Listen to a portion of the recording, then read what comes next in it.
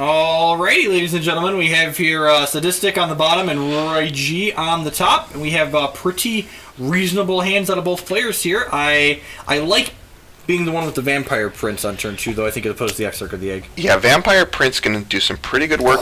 Get you ahead in the shards. Roy G found the better drew the malice. They knew that we were talking him down, and they're like, I got this Vampire Prince card. Let me tell you about real cards. Here comes this malice. Yeah, I see the culmination of blood. That's probably pretty good in this matchup, you think? Yeah, right? definitely. Neither player can interact with cards while they're on the chain, so just having this card that that's like going to guaranteed empty out their hand is pretty good when it comes around. And both players are putting Dreadlings in the crypts. Yeah, and you feel like the matchup's probably pretty attrition based also. So see where we go here. Interesting that we didn't play out our Bride of the Damned here on turn 3. I've seen a lot of that here from these decks, and that's probably something that you want to take note of if you're thinking of picking up the Zenthos Malice decks. Both of these players have been pretty conservative with playing out their Brides of the Damned today. Yeah, absolutely. Blood's Favor going to draw a couple cards here. Excellent. It's the fourth resource, and we mentioned these are control decks, and something that's very important to do in most control mirrors, regardless of which control deck it is hitting all those resource drops consistently. There you go. Another coin here for Roy G. Yeah, playing the Princess is okay here. Not bad. Puts the onus on Sadistic to answer it here, which plenty of answers. It's kind of scary doing this because this is what's going to happen here. We're going to play the Bride, this is terrifying. And now we're going to strangle the Princess. Yeah, this is terrifying. Princess. Yeah.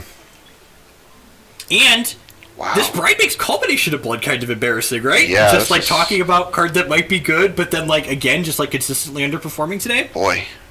And I mean, the Bride of the Damned is gone now. But already got value, though. Sadistic has a Vampire Princess in play from it already.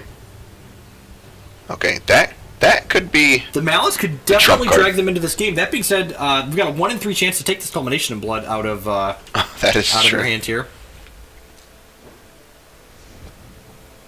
No block from... Roy G there, and the reason why there's no block there for those of you at home is they were playing around Bride of the Damned into a Blood Threshold to take their Exarch of the Egg potentially, which Sadistic actually has. And again, we see here Sadistic pass without playing this Bride out because they want guaranteed value off of this Bride. Yep. Putting spiders in early here, I like that too. So Roy G, the blacked out card up there is a Bride of the Damned, so... Oh, that Withering Gaze is pretty nice here. So if you Withering Gaze first, you can take the Journey out of their hand and then have a 50% chance to take the Culmination. Yeah, this is close. We got the Culmination. Baby. Okay. So now we get it all. Now we can go Bride into Kiss Your Exarch. Yeah, we get to get it all here, roughly. Oh man, just gonna put the pedal really to the metal. I like playing the Big Mama out too. Just like use all of our resources, go big or go home. Sure. Okay. Well, we hit. We have a game again. Yeah, these Bride decks have been so bad for so long. Do you remember what playing Bride Mirrors is like? It's really weird. It's really awkward because now Sadistic is going to get to put their Bride into play, and then Hero Fall Roy's Bride, and just get it. But yeah, and then Sadistic will be successfully practicing polygamy with multiple brides on their side of the table. It's actually a mess. Yeah, it's actually just a mess. Playing out the second Bride is generally where you want to be in the Bride Mirror. Yeah, it's pretty solid. Boy, this is going to be pretty good. Yeah, I like it. Because, and this, I like... Oh, this is a little awkward. I kind of liked letting Roy get to blockers first, because if Roy got to blockers and blocked Vampire Children you can like carve this, them up, yeah. Well, I guess they block you get anyways. It back. Okay, that's you get it back anyways, yeah. I feel like they're less incentivized to block. Oh god, we get the spiders. I actually totally forgot about all this. So Roy G is definitely... we're digging for Massacre here, right? If you've got Massacres in your main deck. Yeah, one of the only things you can find. Here. Yeah, well, that's not... You must not have Massacres in the main deck, right? I really wish we had deck lists so we could take a look here and go, hey, okay, this is why this is good or bad or not. Look how fun this is. Oh, boy. Is the second Vampire King good? How do we feel about that? We get this Exarch now. How do we beat this Exarch with 0 power, though? It is such a mess. No, 0 points of attack? You have no power here, Exarch of the Egg! Just not great. I don't think there's a way Roy's getting out of this. He's going to 0 here, so I think, I don't think they've so. successfully failed to escape. It could be Oh, really? Are we sure this is a control mirror? Yeah, it was totally control mirror. They took all their stuff and brought it to their side of the table and just attacked him with it. It was great. At any rate, let's head on in here to the second game of Roy G versus Sadistic. It might be a quick finals here in this mono blood mirror.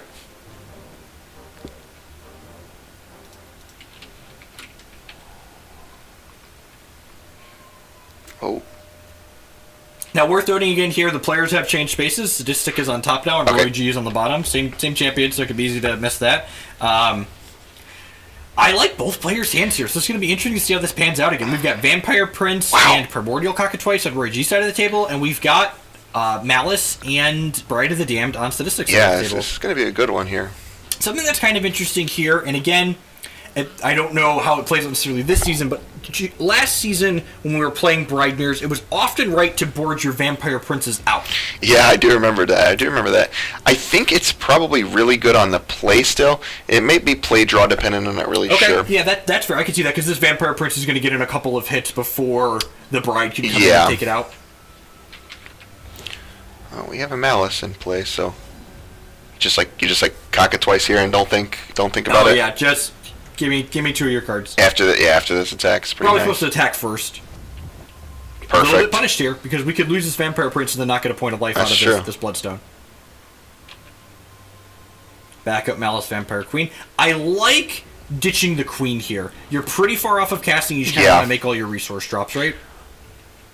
Yeah, that's fair. It's interesting we didn't play this Bride. I guess we just didn't want it to get Hero Fall or strangled right away. Again, we have to get this Prince off. Sadistic's been very disciplined in this set about, and all day when we've watched them, about getting value off of their Bride whenever possible. So by waiting a turn to play this Bride of the Damned, Sadistic is guaranteeing that it's killing one of these Vampire Princes. Yeah, very well. Because remember, you can't respond to a resource drop in Hex. So this Bride trigger is happening. The Bride is going to die, but this Bride is taking this Vampire Prince with it. So the Bride's generated a 2-for-1 for Sadistic through their sequencing. This is pretty brutal, honestly. Roy G is coming in pretty hard here against Sadistic. We get a non-slow shard here. Dropping down to 12. Okay, we missed the shard. Blood's Favor, draw some cards. We're at 30. Want to get ahead a little bit? Yeah, I don't hate that at all. Guarantee a non-resource on top of our deck. I like that. We have plenty of resources here on Roy's side of the table. If we hit like a oh wow, that's really good.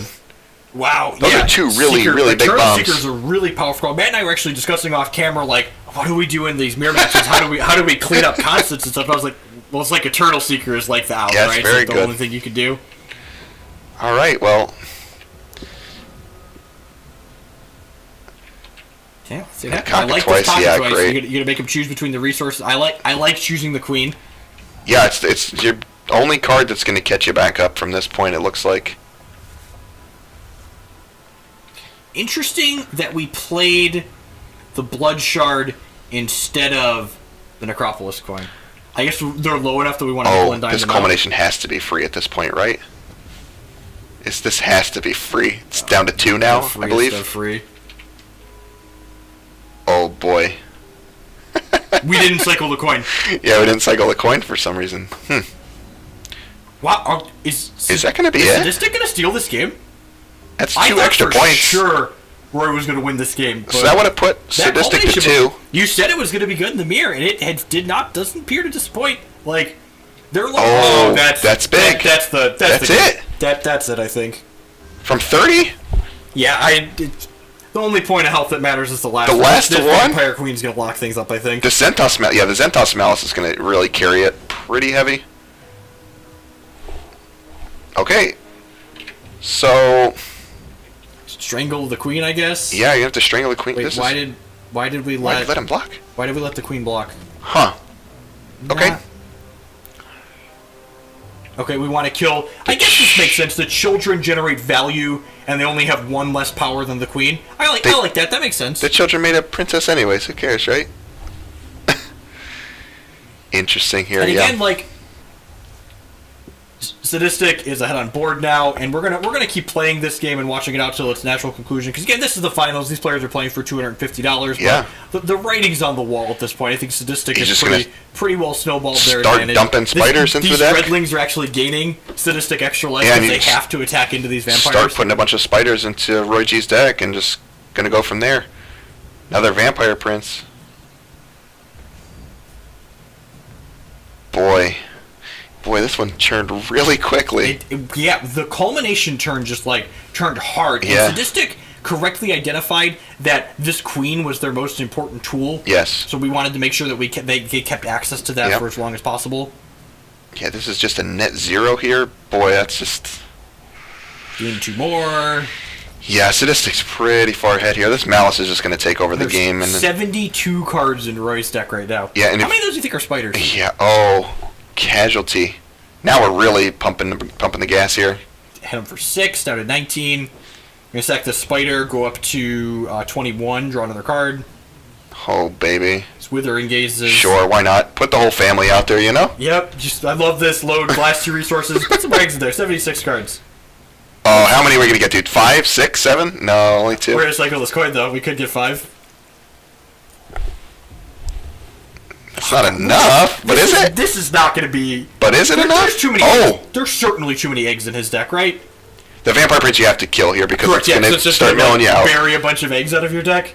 This is going to be kind of wild. We'll see how it goes. I want to say this game is still too far gone, but Zenthos Malice is definitely the best card Roy G could have picked up. Yeah, absolutely.